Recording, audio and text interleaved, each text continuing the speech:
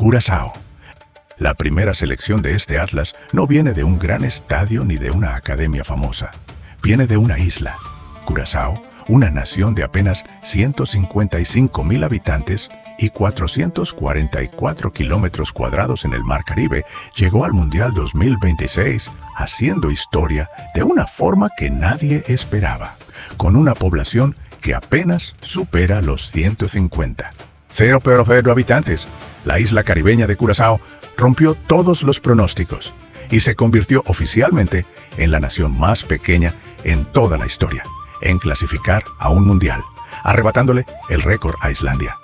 Su territorio es tan pequeño que cabe dentro de muchas ciudades medianas del mundo, y sin embargo, su selección ganó su grupo en las eliminatorias de la CONCACAF, con un registro invicto de 10 partidos. La rareza de Curazao está en esa desproporción imposible. Una isla sin historia mundialista, que apenas comenzó a existir como selección independiente en 2011, que nunca antes había jugado una Copa del Mundo, plantándose ante Alemania, Ecuador y Costa de Marfil en el Grupo E, del torneo más grande del planeta. El capitán Leandro Bacuna lo resumió con una frase que quedará grabada. Creo que Dios estuvo con nosotros esa noche, porque vieron el partido. Algunos disparos dieron en el poste, pero nuestro portero jugó de maravilla. Así que creo que fue el destino, una historia escrita solo para nosotros.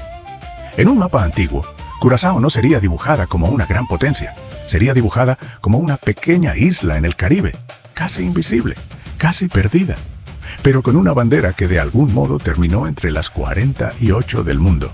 Mientras otros llegaron con décadas de historia, esta llegó con 15 años de existencia y la voluntad entera de un pueblo pequeño que decidió que el tamaño no define el sueño.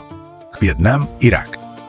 Desde el Caribe, el viaje continúa hacia Mesopotamia, la tierra entre el Tigris y el Éufrates. Irak regresa al Mundial 2026 después de 40 años de ausencia. Un silencio tan largo que generaciones enteras nacieron, crecieron y llegaron a la adultez sin haber visto a su selección en una Copa del Mundo. No solo porque volverá a la Copa del Mundo después de 40 años, sino también porque su clasificación llegó por la última puerta posible. Fue el número 48 y último equipo en sellar el boleto al torneo. Su única participación anterior había sido en México, 1986, bajo un mundo completamente diferente, con otro régimen, otra guerra y otro contexto. La rareza de Irak no está solo en la espera, está en todo lo que ocurrió durante esa espera. Durante el gobierno de Saddam Hussein, el fútbol iraquí no escapó del control político. La figura más temida dentro del deporte era su hijo, Uday Hussein, quien fue señalado durante años por exjugadores de la selección iraquí por presuntos castigos físicos y humillaciones tras las derrotas. Luego vinieron la invasión, la inestabilidad. Los años en los que la selección tuvo que jugar sus partidos en sedes neutrales, porque su propio país no garantizaba seguridad. Y aún así, el fútbol continuó. En 2007, mientras Bagdad convivía con explosiones, Irak ganó la Copa Asiática, una de las victorias deportivas más emotivas de la historia reciente. En una crónica visual, los leones de Mesopotamia aparecerían entre ruinas antiguas y ríos sagrados, con el peso de 40 años de historia dolorosa sobre los hombros, caminando hacia un estadio en Norteamérica, como si cada paso fuera una respuesta a todo lo que intentó detenerlos.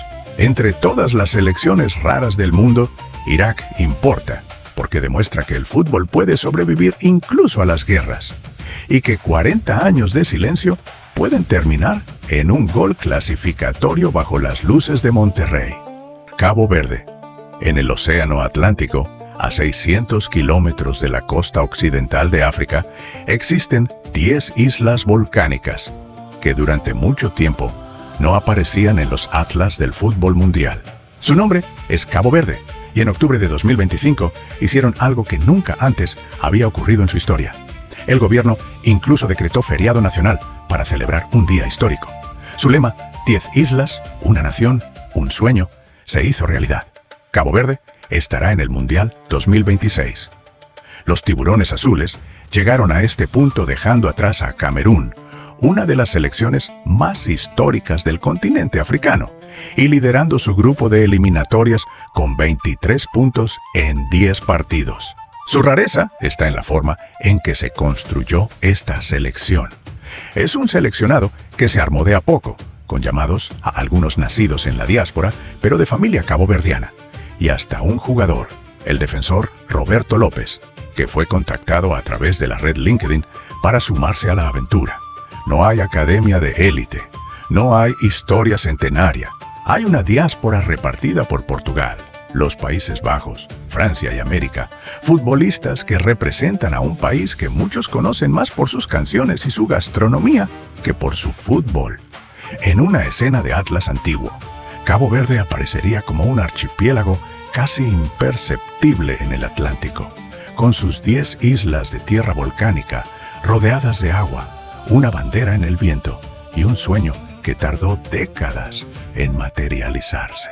Mientras otros llegaron al Mundial como potencias consolidadas, estos llegaron como una sorpresa que el mapa tardó en reconocer. Y por eso ocupan un lugar único en este relato. Haití.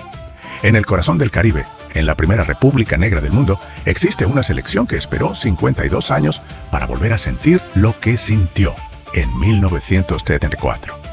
El 18 de noviembre de 2025, en el aniversario del Día de la Victoria, Haití logró su pase al Mundial después de una ausencia de 52 años. La clasificación marcó el regreso del país al torneo por primera vez desde su única participación anterior en 1974, poniendo fin a una espera que abarcó más de medio siglo. Los granaderos hicieron en Alemania 1974 algo que nadie esperaba. El delantero Emmanuel Sanon anotó un gol ante la Italia de Dino Zoff, rompiendo una racha de imbatibilidad del portero italiano de 1142 minutos. Esa imagen quedó grabada. 52 años después, una nueva generación retoma esa antorcha. La rareza de Haití está en lo que hay detrás de la clasificación. La inestabilidad política, la violencia armada, la migración forzada y la precariedad económica han impactado directamente en el desarrollo del fútbol, obligando a la selección a entrenar y jugar partidos oficiales fuera de su territorio en múltiples ocasiones. Clasificaron sin poder jugar en su propia casa. Clasificaron siendo el país con las menores probabilidades de ganar el torneo, con una cuota de 3.000-1 en las casas de apuestas. Y clasificaron liderando su grupo de eliminatorias, dejando fuera a Costa Rica y Honduras. Durante las últimas décadas, los aficionados de la nación caribeña adoptaron de forma tradicional los colores de la selección de Brasil ante la ausencia de su equipo en los torneos internacionales. Ahora, por primera vez en generaciones, las calles de Puerto Príncipe celebran sus propios colores. En una crónica visual, los granaderos aparecerían bajo una luz de amanecer caribeño, con el peso de medio siglo sobre los hombros y la ligereza de quien por fin puede gritar algo que llevaba demasiado tiempo guardado. República Democrática del Congo. En el corazón del continente africano, atravesado por el río Congo, el segundo más caudaloso del mundo, existe una selección que vuelve al Mundial con una deuda histórica y un nombre nuevo. La clasificación de República Democrática del Congo al Mundial 2026 representa mucho más que el regreso de una selección a la máxima cita del fútbol. Significa el final de una espera de 52 años y la posibilidad de reescribir una historia marcada por las burlas, la política y uno de los episodios más recordados de todos los mundiales. En 1974, el país se llamaba Zaire y llegó a Alemania como el primer representante del África subsahariana en una Copa del Mundo. Lo que ocurrió fue devastador. 3 derrotas, 14 goles en contra, ninguno a favor. El momento más recordado fue cuando Mwepu Ilunga se lanzó a patear un tiro libre del rival antes de que se ejecutara. El mundo se rió, pero nadie sabía que detrás de esa imagen había jugadores bajo presión política, primas no pagadas y un equipo que representaba la propaganda de una dictadura. La rareza de los leopardos está en ese doble regreso. Vuelven como nación y como nombre. Su única participación hasta ahora en Copas del Mundo se remonta a 1974, cuando el país tenía otra denominación, Zaire. El camino fue épico. Eliminaron a Camerún, luego a Nigeria, y en el repechaje vencieron a Jamaica con un gol de Axel Tuanzebe, defensor formado en las academias del Manchester United, pero nacido en el Congo. En una pintura de crónica antigua, los leopardos aparecerían sobre el mapa de un continente inmenso, con la memoria de Zaire como sombra detrás y la posibilidad de reescribir todo como luz adelante. Entre todos los dragones raros del fútbol, este tiene la historia más densa, una criatura que vuelve al lugar donde fue herida para demostrar que aquello ya no la define: Uzbekistán. Desde el África Central, el viaje cruza continentes y llega a Asia Central.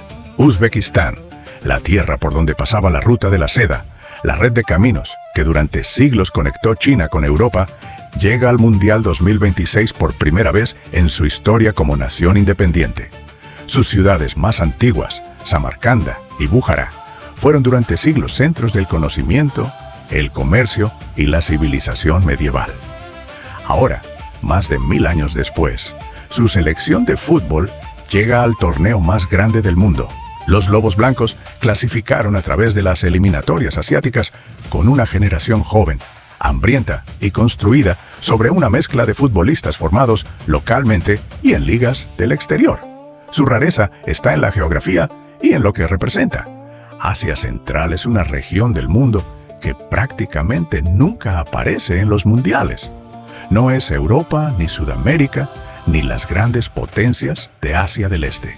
Es la región del mundo que mira hacia todos los lados al mismo tiempo, que heredó el rigor soviético y lo mezcló con su propia identidad centenaria.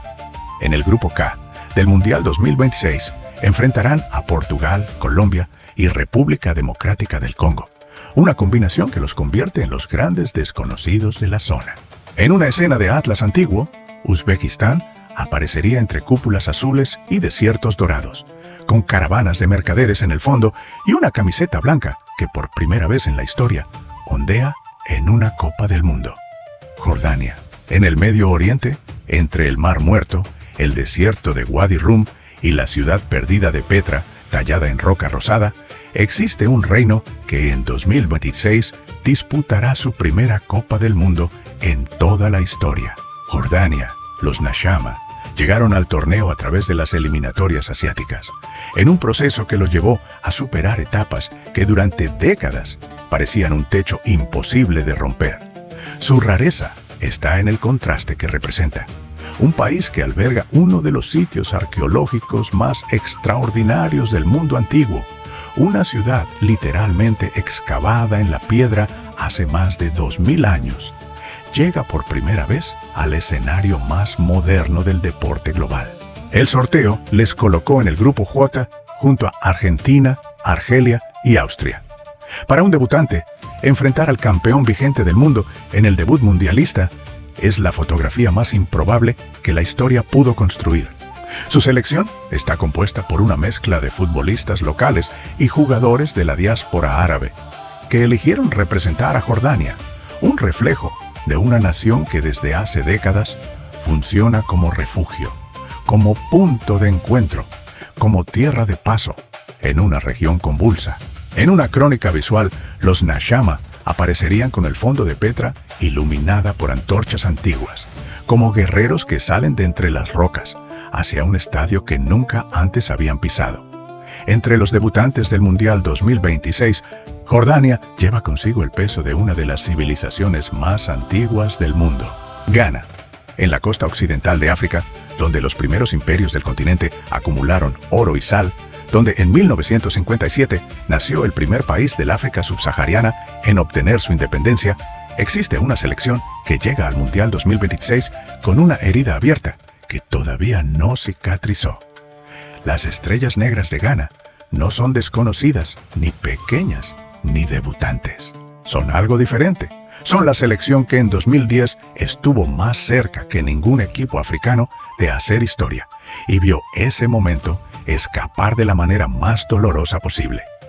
El penalti fallado por Asamoah Gyan ante Uruguay en los cuartos de final del Mundial de Sudáfrica es uno de los instantes más recordados del fútbol reciente. Un continente entero contuvo la respiración y luego quedó el silencio.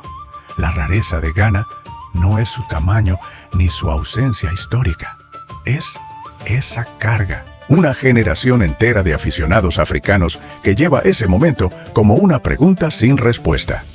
En 2026, con una mezcla de jugadores experimentados formados en la Premier League y la Bundesliga y talentos emergentes, las estrellas negras regresan al torneo en el Grupo B junto a Países Bajos, Eslovaquia y Sudáfrica. En una pintura épica de bestiario, Ghana aparecería como un guerrero antiguo con armadura dorada, el nombre del primer imperio de Ghana grabado en el escudo, mirando hacia adelante con la memoria de 2010 visible en los ojos, pero sin paralizarlo. Entre todas las selecciones raras del Mundial 2026, Ghana representa algo diferente a las demás. No la rareza del que llegó por primera vez, sino la rareza del que vuelve cargando una deuda que solo el fútbol puede saldar.